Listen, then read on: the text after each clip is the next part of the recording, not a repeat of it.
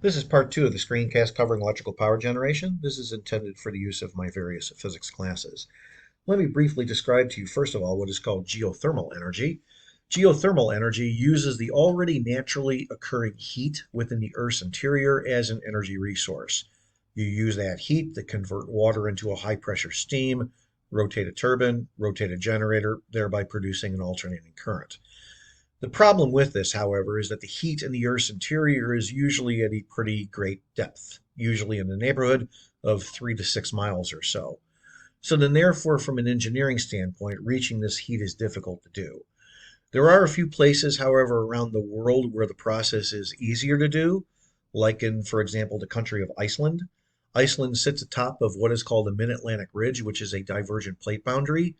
This is a location where the Earth's heat is actually pretty close to the surface of the Earth itself. So then, therefore, reaching that energy is relatively easy to do in places around the world, such as Iceland. Iceland actually produces most of its electrical energy in this manner. Okay, and then I'm sure that you've seen various wind farms scattered around California. The rotating blades of a windmill is the turbine itself, which then rotates a generator, produces then an alternating current. The problem with wind, however, as an energy resource is the low energy density. What this means is that you basically need a lot of windmills in order to produce a lot of electrical power. Then there's solar energy. Solar energy is a vast untapped resource. Basically, the sunlight that's reflecting off the earth is more or less wasted.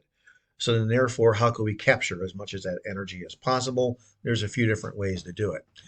So solar panels, such as these located on the roof of my house, use a different physical process than electromagnetic induction in order to produce electrical current. Instead, solar panels use what is called the photoelectric effect, which is a quantum physics effect. In the photoelectric effect, basically the energy associated with sunlight is converted directly into an electrical current. So I had my panels installed on my home in 2008. When I paid for those panels out of pocket, a large portion of the cost was offset by rebates from the state and federal governments at the time. And then because I've had the panels now for more than 15 years, they have since paid for themselves. Manufacturing solar power plants, however, on a large scale is pretty costly, but it is definitely worth the effort because it's essentially an unlimited resource that is being wasted otherwise. Here's a pie chart showing the percentage of electrical energy consumption in the United States in the year 2021.